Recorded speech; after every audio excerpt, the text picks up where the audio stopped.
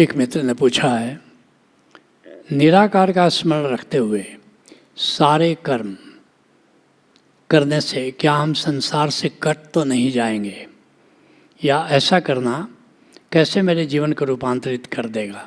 कृपया समझाने की अनुकंपा करें।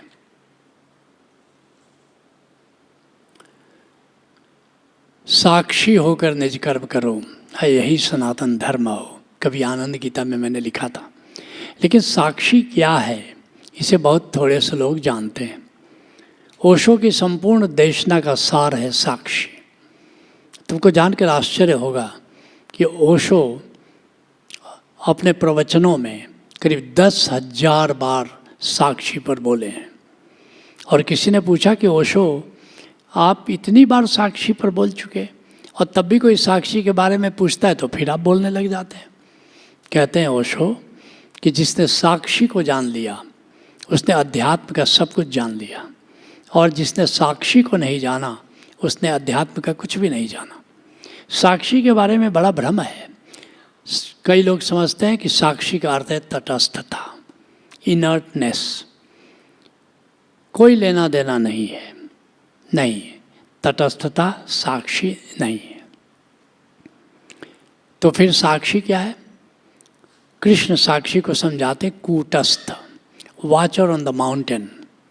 अर्थात जैसे पर्वत के शिखर पर कोई व्यक्ति खड़ा है, घाटी में जो भी हलन चलन हो रही है उसको देख रहा है, आनंद उठा रहा है, उसका मजा ले रहा है, लेकिन उनसे उसका खास लेना देना नहीं है।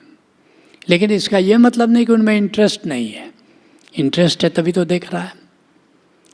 बल्कि ओशो तो यहाँ तक कहते हैं, अगर तुम साक्षी की साधना कर रहे हो और तुम्हारे भीतर प्रेम नहीं पैदा हो रहा है तो साक्षी की साधना में कुछ भूल चूक हो रही है। साक्षी प्रेम की साधना है और हम मान लेते हैं ये तटस्थता की साधना है। अगर तुम तटस्थ हो तो प्रेम कैसे होगा? तुम पत्नी के प्रति तटस्थ रह सकते हो, प्रेमिका के प्रति कैसे तटस्थ रह सकते हो? साक्षी ऐसी साधना है कि जिस चीज़ के प्रति तुम साक्षी होते हो उससे तुम्हारा प्रेम हो जाता है। जैसे कर्म के साक्षी बनो तो कर्मयोग हो जाता है। तो निश्चित रूप से उस कर्म को करने में तुम्हारा प्रेम हो जाता है। लेकिन है क्या साक्षी? साक्षी रहने की कला क्या है? साक्षी रहने की कला है कि आत्मस्मरण में रहते हुए कर्म को करो। और आत्मस्मरण का अर्थ क्या हुआ? कि जो तुम हो, क्या तुम देह हो? क्या तुम नाम और रूप तुम्हारी पहचान है? क्या ये इंद्रियां तुम हो? क्या ये मन तुम हो? क्या ये प्राण तुम हो? क्या ये हृदय तुम हो? तो तुम देखोगे, कृष्ण कहते हैं ये सब जड़ है। जीवन जड़ और चेतन से बना है, और ये मन, ये चेतना, ये सभी जड़ है। वास्तव में तुम चेतन हो, वास्तव में तुम आत्मा हो, और आत्मा निराकार है। इसलिए आत्मस्मरण के कई तरीके हो सकते हैं। आत्मा का स्वरूप है, आत्मा का गुण है। कोई भी चीज़ को याद करके तुम आत्मस्मरण कर सकते हो। जैसे आत्मा का स्वरूप क्या है? निराकार है। आँख बंद करके भीतर देखो, जो शून्यता दिख रही है वो निराकार है, यही उसका स्वरूप है। थोड़ा और साधना करोगे तो उस निराकार को तुम कणमय पाओगे, उसको आत्मकण कहते हैं, वो उसका स्वरूप है। थोड़ी और साधना करोगे तो उस निराकार में नाद की गूंज हो रही है, अनाहत नाद गूंज हो रहा है, उसकी गूंज हो रही है, तो नादमय है वो। थोड़ी और साधना करोगे, निरति समाधि में आओगे तो देखोगे अरे वहाँ तो दिव्य प्रकाश फैला हुआ है, नूर जगमगा रहा है, वह निराकार आलोकमय है। थोड़ी और साधना करोगे, अमृत समाधि में आ जाओ तो देखोगे वो तो शाश्वत है। आकार तो मिट जाता है, वो निराकार तो कभी मिटता नहीं। थोड़ी और साधना करोगे, ऊर्जा समाधि में आओगे तो देखोगे वहाँ उमंग से भरा है। दिव्य समाधि में आओगे, वहाँ स्वाद है, दिव्य गंध है, दिव्य कुमारी है, दिव्य मंगल है। और थोड़ी साधना करोगे, चैतन्य समाधि में आओगे तो देखोगे वो जो अंतराकाश है वो जड़ नहीं होते, चेतन है, वो तो ज्ञाता है। थोड़ी और साधना करोगे, आनंद समाधि में आओगे तो देखोगे आह क्या तृप्ति का एहसास है, वो तो आनंद है, अकारण प्रफुल्लता है। और थोड़ी साधना करोगे, प्रेम समाधि में आओगे, देखोगे वो तो अकारण प्रेम वहाँ विद्यमान है, प्रेम से लबालब हो तुम। और ऐसे ही जैसे जैसे ऊपर की समाधि में आते चले जाओगे, ऊपर के कार्यक्रम में आते चले जाओगे, और वहाँ उस निराकार में, उस अंतराकाश में, वहाँ तो खजाना है, अकूत खजाना है। तो उस आत्म स्मरण के साथ जहाँ की शुरुआत में करो कि अपने निराकार को याद रखो, जो भी काम करो। अब कह रहे हैं कि निराकार को स्मरण करते हुए अगर कर्म करेंगे तब तो फिर हम तटस्थ हो जाएंगे, फिर तो संसार से विरक्त हो जाएंगे। नहीं, ऐसा नहीं है, बल्कि कृष्ण तो उल्टी बात कह रहे हैं।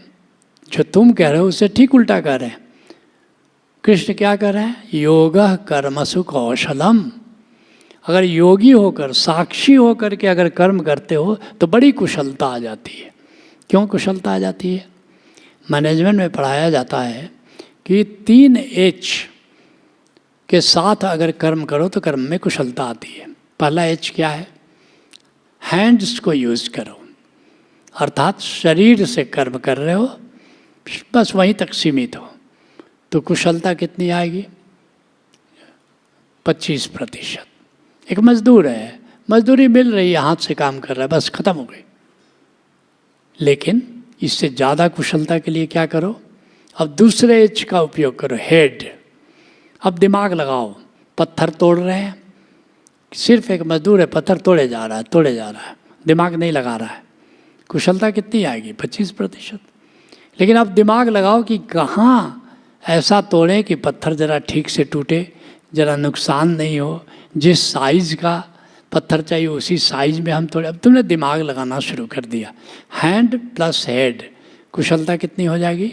50%। पत्थर फिर भी तोड़ रहे हो। अब एक तीसरा मजदूर है, उसके अंदर भाव आ रहा है, तुम पूछते हाँ भाई पत्थर क्या कर रहे हो भाई? बोला रे यहाँ एक मंदिर बन रहा है, शिव जी का मंदिर बन रहा है, और ये मैं पत्थर तराश रहा हूँ, कितना धन्यवादी हूँ कि मेरा तराशा हुआ ये पत्थर शिव मंदिर का हिस्सा बनने जा रहा है। अब देखो उसने अपना तीसरा एच हार्ट लगाया, अपना दिल भी लगाया, उसके कार्य में एक मस्ती आएगी और कुशलता कितनी हो जाएगी? 75%। ये कि भगवान कृष्ण इसके आगे की बात कर रहे हैं। वो कह रहे हैं कि अब थोड़ा अपनी आत्मा को भी लगा दो, अपने निराकार को भी लगा दो, अपनी आत्मा को भी उसमें शामिल कर लो। मेरी आत्मा भी इन्वॉल्व है इस पत्थर को तराशने में, तो उसकी कुशलता कितनी हो जाएगी? 100%। इसी बात को कृष्ण कह रहे हैं, योगः कर्मसु कौशलम। साक्षी हो जाओ, आत्मस्मरण के साथ कर्म को करो, तो फिर कुशलता तो भाई अति उत्तम हो जाती है, उत्कृष्टतम हो जाती है।